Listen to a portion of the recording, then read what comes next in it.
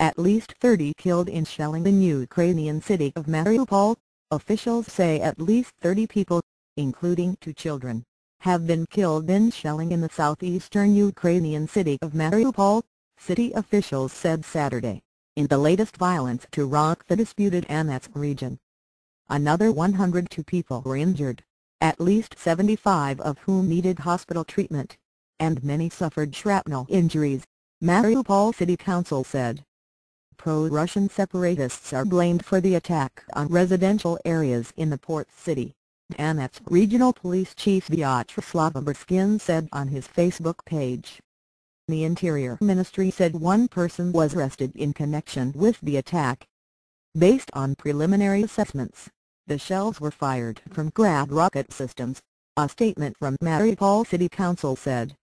The statement also said the situation was under control, and urged residents not to panic but to rely on information from official sources only.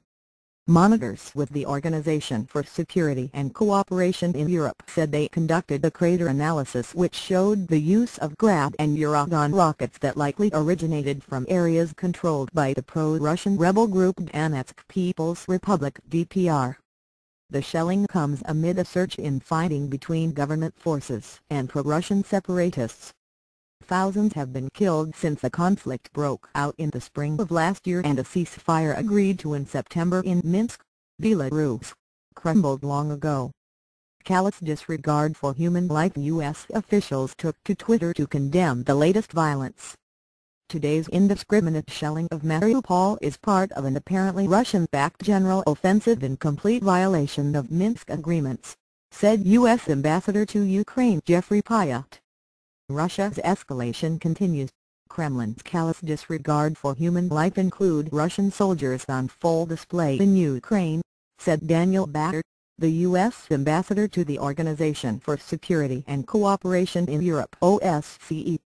The foreign ministers of Ukraine and Russia met this week in Berlin to discuss a way out of the violence. But despite the talks, violence in the breakaway Donetsk and Luhansk regions shows no sign of abating. Thursday's shelling of a transit stop in Donetsk city, an attack that Ukraine's defense ministry blamed on rebels, killed 8 civilians, according to state news reports. But Ukrainian troops have come under heavy fire as well. That includes 115 attacks in a recent 24-hour period that killed 3 troops and wounded 50 more, Ukrinform, the Ukrainian national news agency, reported Friday. The OSCE monitoring mission in Ukraine condemned continuing fighting in civilian areas in a statement Saturday and urged both sides to refrain from using force in such areas, including near Donetsk airport. Using residential areas as firing positions attracts counter-firing to these areas, further endangering the lives of civilians, it said. All parties need to take robust and immediate action in order to end the new escalation in fighting and its heavy toll on civilians.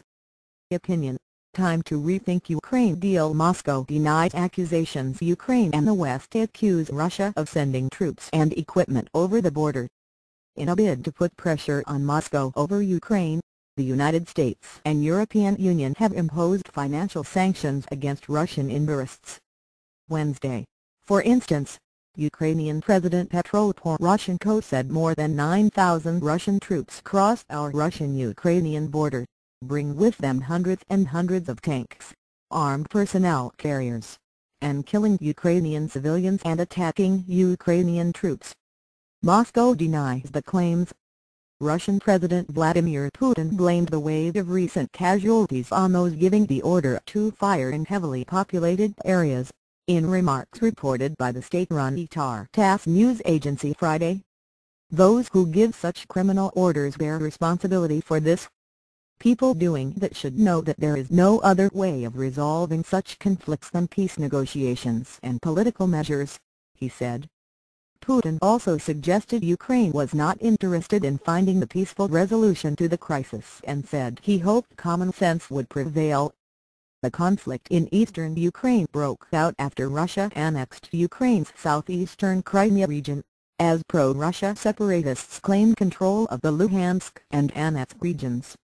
From mid-April 2014 to January 21, The conflict killed at least 5,086 people and injured at least 10,948 others, according to the United Nations.